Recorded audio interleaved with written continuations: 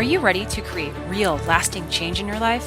Whether you're looking to make a massive breakthrough in your business, your relationship, your career, your health, or anything else in your personal life, Unleash the Power Within can help you unlock and unleash the forces inside of you and let you create the quality of life you desire and deserve.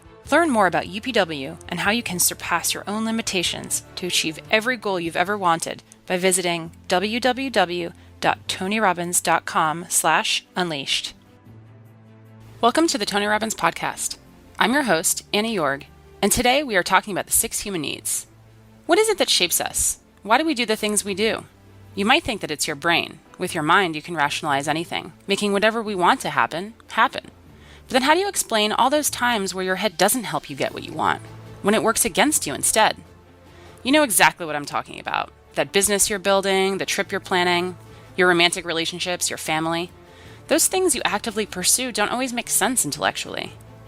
So why do you do the things you do? Because subconsciously, you're trying to fulfill your fundamental needs. I'm not talking about the basic physical needs like food, water, and shelter. I'm talking about the 6 emotional needs that we all have, those needs that make us tick and drive all human behavior. Combined, they're the force behind every single thing that you and everyone else does, both the good and the bad. Tony Robbins introduced the 6 human needs over 10 years ago in 2006 at the famous TED conference in Monterey, California. That talk, which was called Why We Do the Things We Do, was one of the first 6 TED Talks ever, and it's now the number 6 most viewed TED Talk of all time. That's right, out of every single TED Talk in history, it's in the top 10. In this episode, you'll hear him go into a deeper discussion about these needs. It's similar to what you would be exposed to if you attend his signature Unleash the Power Within event, and we hope it whets your appetite to attend the next one, coming soon to your area. Whatever people do, they always have a reason. They may not be aware of the reason consciously, but there's always a reason. If someone tries to commit suicide, there's a reason. If someone tries to hurt someone else, there's a reason. If someone is willing to work 18-hour days, there's a reason. If someone doesn't want to work, there's a reason. Now, here's the good news. Having dealt with literally tens of millions of people from hundreds of countries, or more than 100 countries to be accurate, I could be an idiot at this point and have to see there are patterns. There are patterns that'll make you angry and patterns that'll make you sad. There are patterns that'll excite you. There are patterns that'll make you grateful.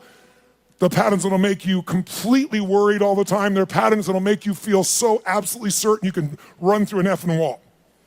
Once you know what the patterns are, you can get rid of the ones that don't work and adopt some of the ones that do more often. And that's a good part of what we're going to do the next few days to give you perspective. But the most important pattern to understand is why people do what they do. So as I told you, I've had a unique gift. I've had the chance to travel the world at this stage of life where literally the world is available to all of us in a few hours. But what I want you to understand is everybody has a reason for what they do, but the good news is there's only 6 reasons. There are lots of different stories, but I can tell you by experience being around the world, there's only 6 reasons. And those 6 reasons are called the 6 human needs. And I'm going to walk you through these. Now, I need you to manage your state for the next few minutes because we're going to go a little deeper on content, but we're going to do it only so in the future for the next 3 days when somebody stands up, you're going to look at them and you're going to go, what's driving them? And I'm going to ask you, which of these needs are driving them? Because once you know what drives somebody, you know how to meet their needs. Or you can predict their behavior and see whether or not they're the right corporate match, personal match, intimate match, because you have to understand it. So what are these 6 needs? They are not goals. They are not desires. If you travel with me around the world, you'll see every culture has different goals. Everybody has different desires, but we all have the same needs. What are they? Number 1 is the need for certainty. Certainty.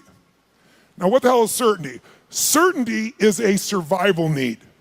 We all need to feel certain that we can avoid pain and that ideally we can have some comfort. Why? Because continuous pain would mean continuous damage. Continuous damage eventually means death. So the need for certainty is built into every human being. And I'm going to show you now in the next few minutes, if you stay with me, and I really need you to, so make sure you sit up in your chair and focused on this area. Because after this, we're going to kick in gear again. But right now, you got to take this in. It'll be so valuable, not just for this weekend, but for your life. All human beings have the same 6 needs, so why do we behave differently? Because the only thing different in people is 2 things. We all have the same 6 needs, but we don't value them equally. Some people, certainty is the number one thing they value. And if they're certainty driven and you try to change anything, they freak out. They get fearful or they get angry or they get pissed off because what matters most to them is keeping things the same way where they feel like they're in control. Raise your hand if you follow. That's an example. Some people, they value love much more than certainty. Some people value certainty more than love. So even though they love you, if they don't feel certain, they won't open completely. Right? Just as one example. So the difference in people, we all have the same 6 needs. The difference is which of the top 2 you value most out of these 6. Because these top 2 determine your direction in life. And direction, if you keep moving in direction, it leads you to an ultimate destination or destiny. So we want to understand what your top 2 needs are. And same thing with other people. This weekend, when somebody stands up, often I'll say, what's driving them right now? And I want you to see, within a very short time, 8,000 people from 44 countries will all be saying the same thing. Because it'll be that obvious to you. You'll be a practical psychologist by the time we're done here.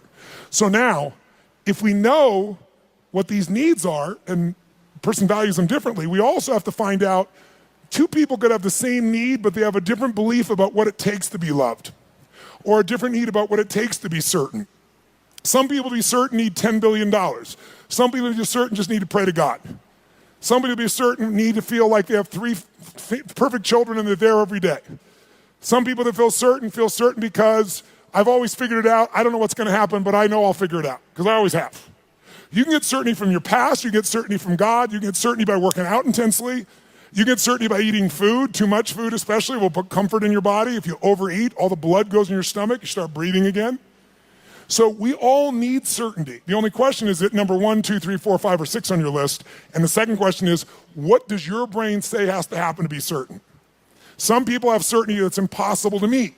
The young lady over here who was sitting in the chair before we intervened had a blueprint that's never going to be met. It literally would make her unhappy regularly. So we got to know what needs you're after and what's your blueprint.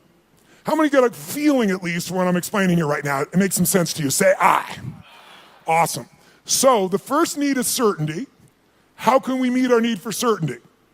We can do it in ways that are positive, neutral, or negative. I can get certainty in a heartbeat if all I want to do is get really pissed off and freaked out about something. When you get angry, do you get certain, yes or no? You better believe it. So some people get angry all the time because it's their way to get certainty in a life that's uncertain. It has all kinds of negative side effects, but it works in the moment. So listen to me now. Most people meet their needs in a way that works in the moment, but not long term.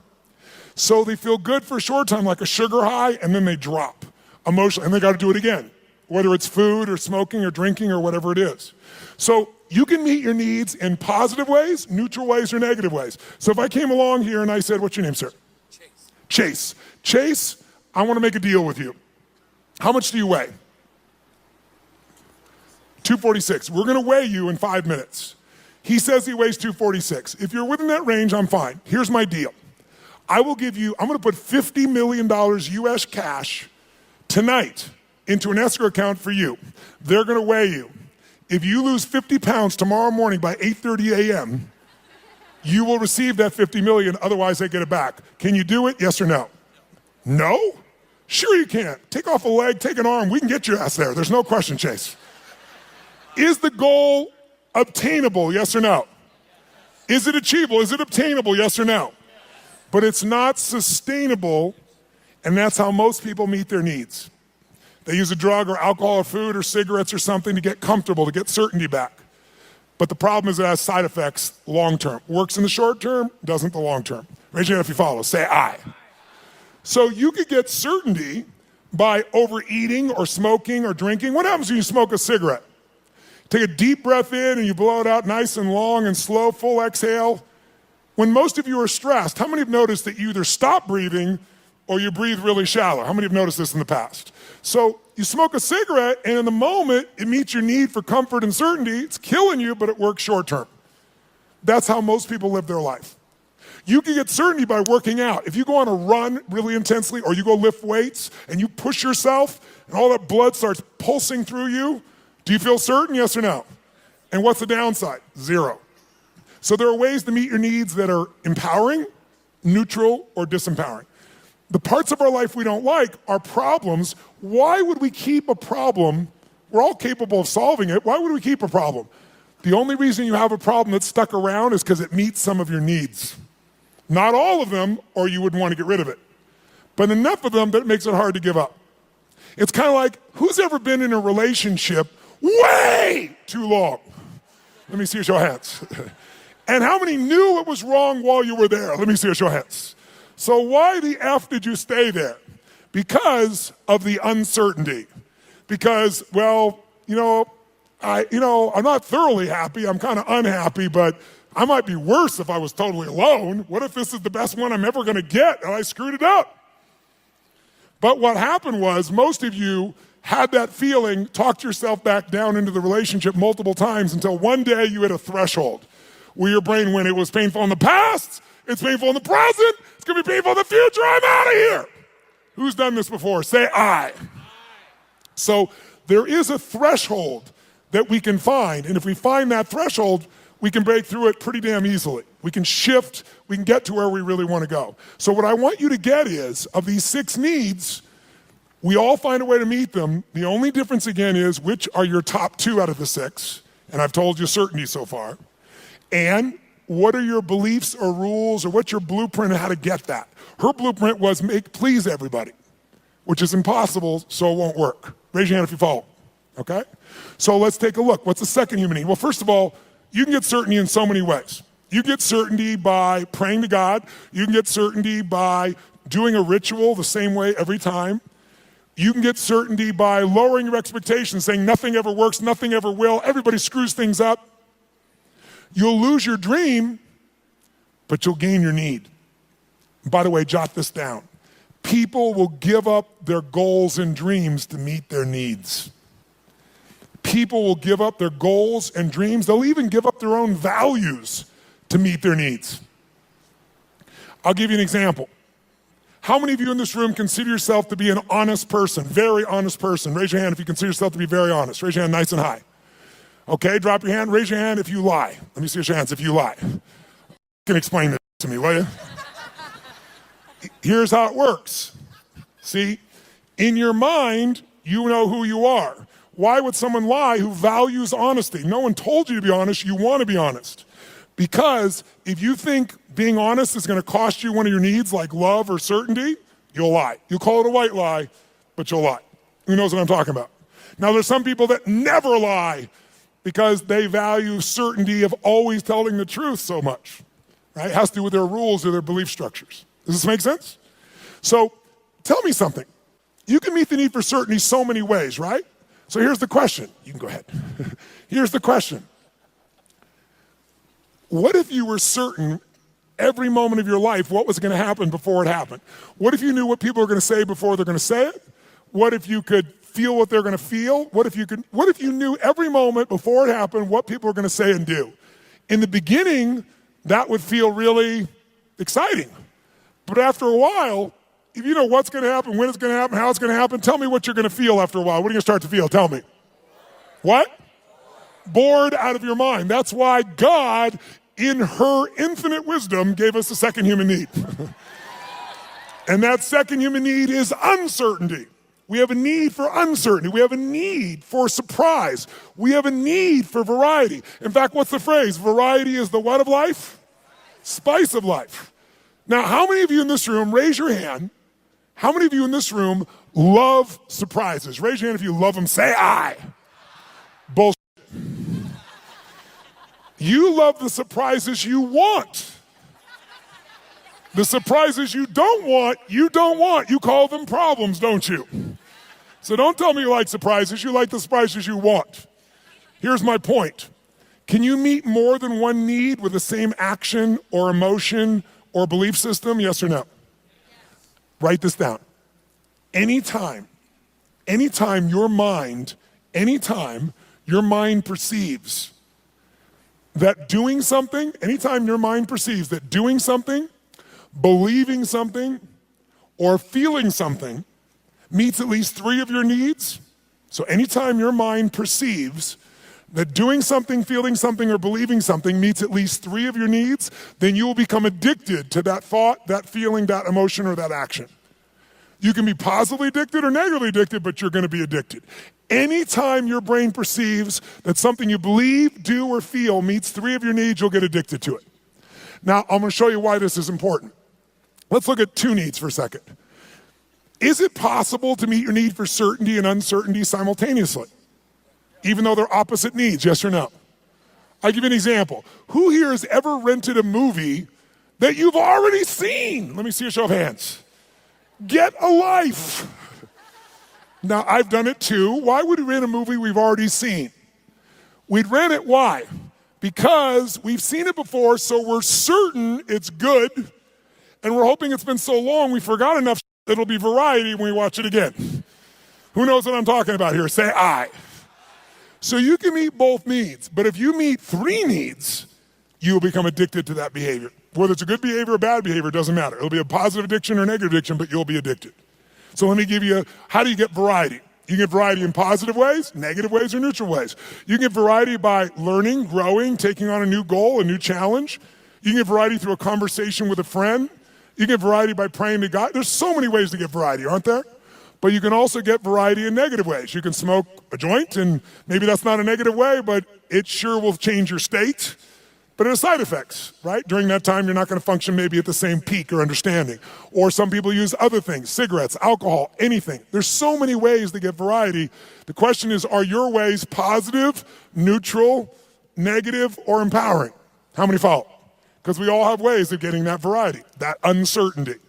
So here's what I want you to do. 3rd human need is significance. The need to feel unique, the need to feel special. Yes, I hope that picture makes you feel special. Okay? The need to feel unique, special, important. Who has the need to be needed, to feel special, unique, and important? Who do you think has that need? Who has it? Tell me who. What about people who say, I don't want to be special? Do they still want to be special? Yes or no? You bet your ass they do. The house protests too much. Now, they don't want to be so special that you attack them. They might want to stay undercover, so to speak, but they still want to feel special. They want to feel unique. They want to feel needed. They want to feel important. So there are lots of ways to feel special. You can do it by working your ass off, taking huge risks and achieving something to feel special, or you can tear down everybody else that's trying to build something. Because there's 2 ways to have the tallest building in town. One is work your ass off, take risks, build the tallest building. The other one is blow up everybody else's building. And by the way, which one's faster? Which one's easier? Which takes less intelligence and less money? Tearing shit down. It happens faster. So that's why we've always had violence, and we always will unless there's a consciousness change. If I live in a tough part of the community, I'm in the hood, and you can walk through my community and you don't notice me, and I feel insignificant, I might take things into my own hands to feel significant. If all of a sudden I put a gun to your head, tell me on a 0 to 10 scale, how certain am I you're going to respond to me now when I put that gun to your head, 0 to 10? 10 is absolute, 0 is not at all. Where would you put it? Quick. Yeah, 100. Is it true? But also, when I put my gun to your head, how significant am I to you in your life, even if you didn't know me a minute ago? If I got a gun to your head, how significant am I, 0 to 10? 100. I'm the most significant thing in your life, and a moment ago you didn't know I existed. And I don't need any intelligence, I don't need background, I don't need education, all I need is a gun and the will to do it. Oh, by the way, just in case there's not enough there to be an addiction, when I put that gun to your head, every time that happens, it's going to be a different game. I know you're going to respond to me, I know I'm significant, but what you're going to say and do is different, so I get variety. So you meet 3 needs, but violence doesn't end there. Because the 4th human need is connection and love. And most people are too afraid to love because they've loved and been disappointed, or they've loved and then lost the love, and it was so painful that now they settle for the crumbs of connection because that's safer. So it's a form of the need, but a low level of the need, but it's still part of the need, and we got to meet it.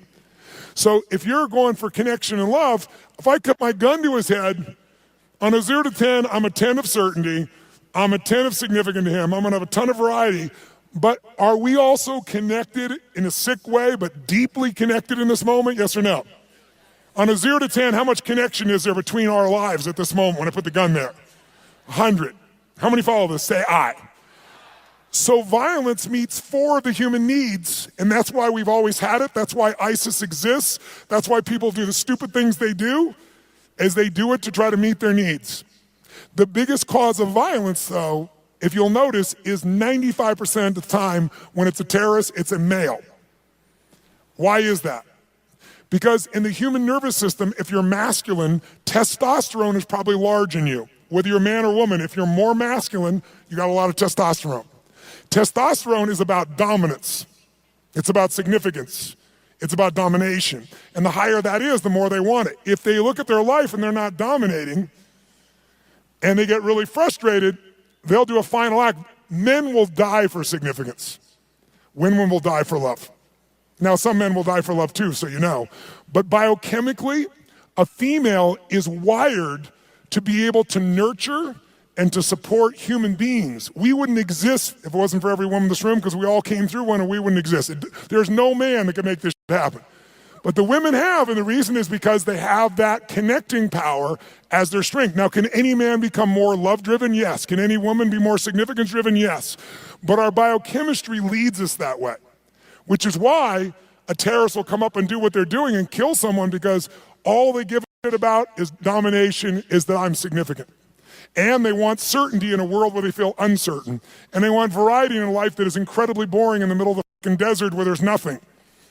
And no one's working, where you got 30% of the population unemployed.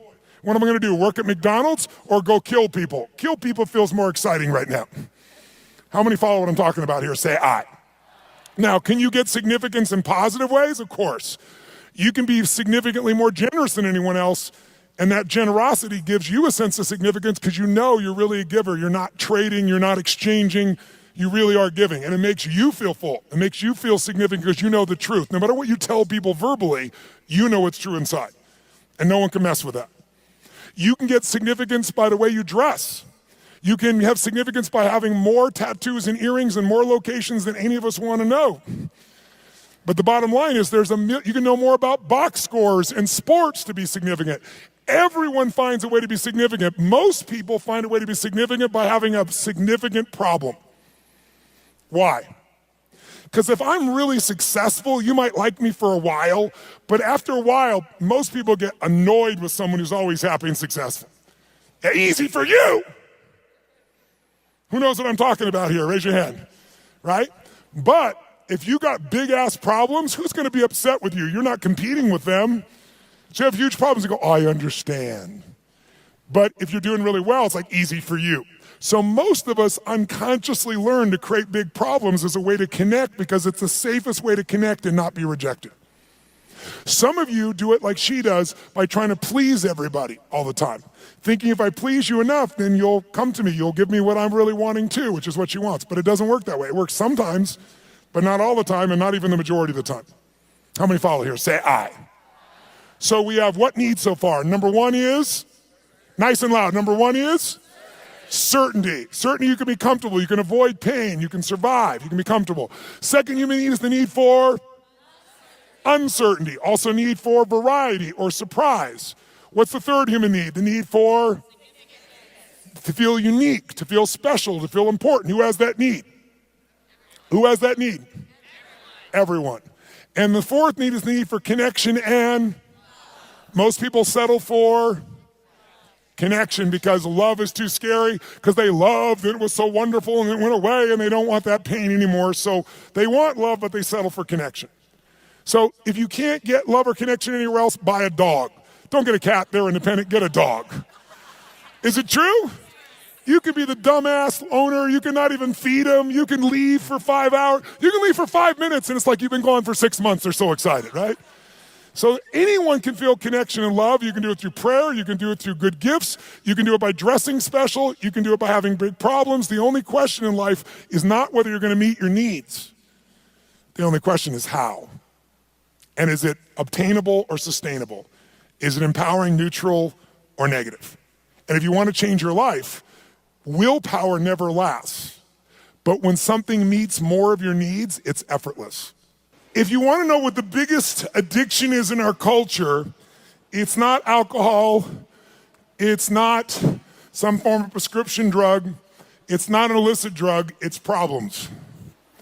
Because problems allow us to try to deal with our deepest fear that we're not enough and we won't be loved by saying it's not me, it's this problem.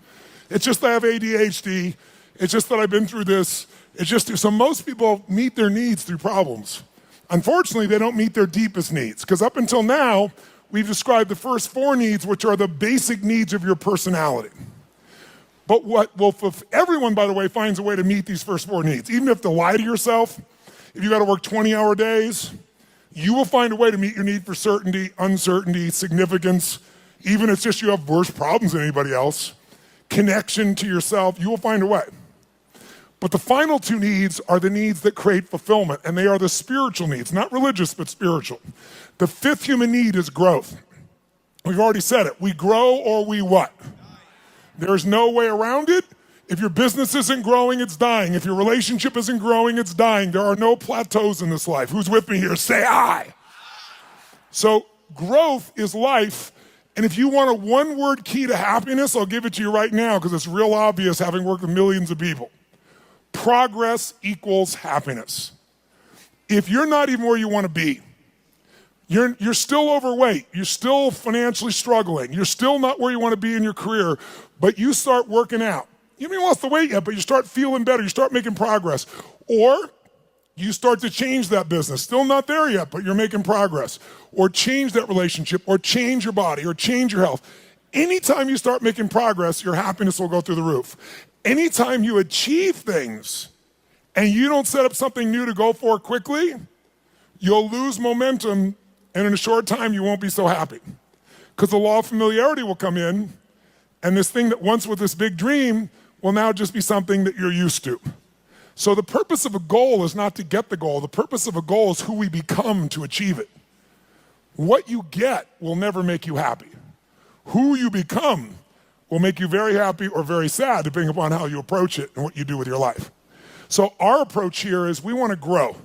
And then the 6th human need is the need for contribution, the need to step out of ourselves. See, how many of you in this room, when something great happens, how many of you can't help yourself, you immediately want to share that with somebody you love? How many immediately that's your first thought? Say I. Why? Because you can only feel so much yourself. I don't care if it's sex, drugs, rock and roll, whatever it is, there's only so much pleasure you can internally have. You want to share that concert with someone. You want to share that experience with someone, because by sharing it becomes more. It's more than just you. Growth and contribution are our 5th and 6th needs. They are our spiritual needs. They are the needs that fulfill us. Everybody finds a way to feel somewhat certain, some variety, some significance, even if they got to tear people down, some connection. But very few people grow continuously and contribute continuously, which is where all the joy is. How many follow here? Say I. So we're going to make a couple distinctions. But first of all, can you meet somebody and in a few minutes start to pick up which needs might be driving them most? Yes or no? Yes or no? Of course you can. In fact, I'll give you an example. I was flying, I don't know, this is probably 5, 6, 7 years ago. I was flying this small plane across the country, and I was being the pilot. And I landed in Kansas City. And I landed in Kansas. And I'm in this little airport in Kansas, and I get out of the plane, and this young man comes running out, and he's like so enthusiastic and so, just such a sweet, good soul. You know, you immediately got a great hit off this kid. And he says, what can I do for you? I told him I'm just flying through, I just need to refuel. He goes, how much do you need? I said, just fill her up. He goes, no problem, I leave.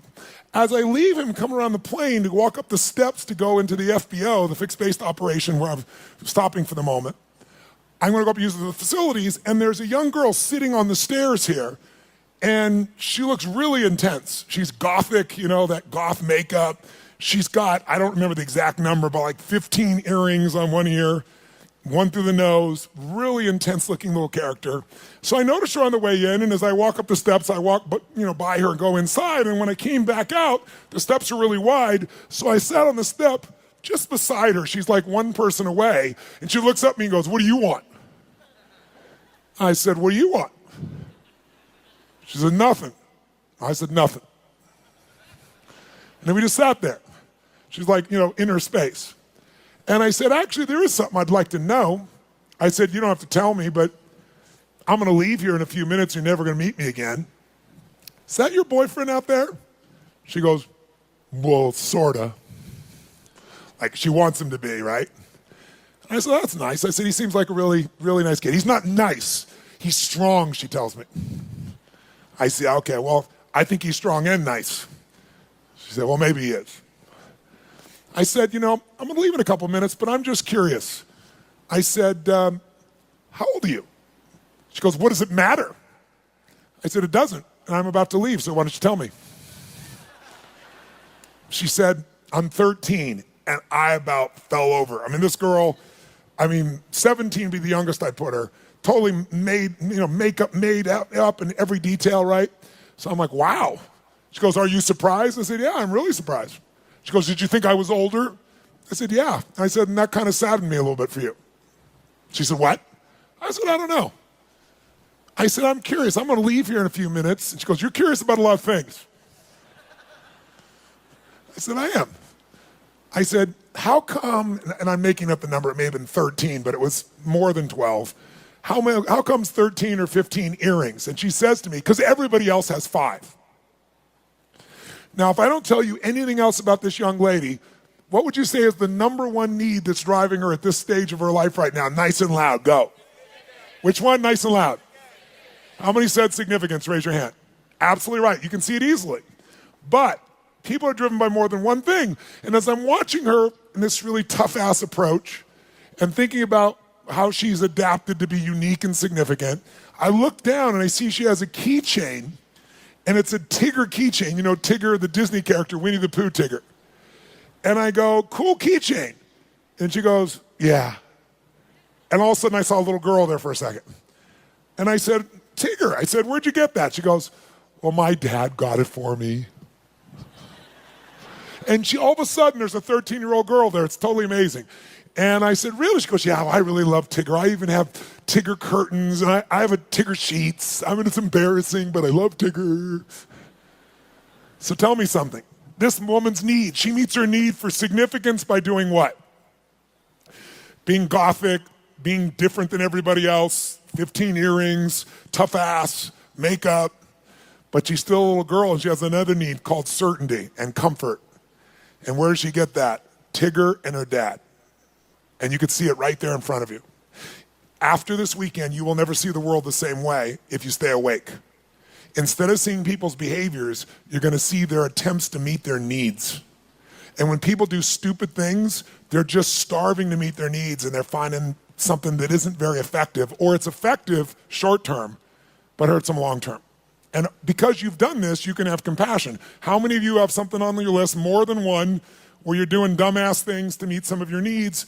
And even though it doesn't meet all your needs, it meets some of them, and so you keep doing it. Let me see your hands here. Say, I. So we want to shift that.